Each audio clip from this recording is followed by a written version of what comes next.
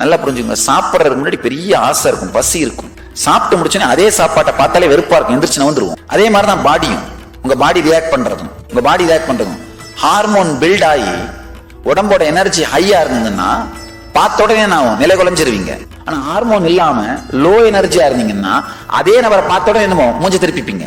இந்த உடம்போட சாதாரண ஹார்மோன்ஸோட ஃப்ளோவோடையே சேர்ந்து வாழ்ந்துட்டு இருக்கிறது தான் மிருக வாழ்க்கை. இப்ப உங்களுடைய திருமண வாழ்க்கையோ இல்லற வாழ்க்கையோ தப்பு சரின்னு நான் சொல்ல வரல.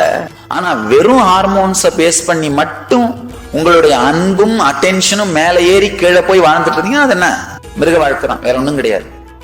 உங்க உடம்புக்கும் உங்களுக்கு நடுவில் ஆழமான கனெக்ஷன், ஒரு கம்ஃபர்டபிளான ஃபீலிங் வந்துருச்சுன்னா இந்த சாதாரண ஹார்மோன்ஸோட ஹை பீக்காலேயோ லோவாலேயோ இம்பேலன்ஸ் ஆக மாட்டீங்க. அது ஒரு மிகப்பெரிய விடுதலை, தெரிஞ்சுக்கோங்க.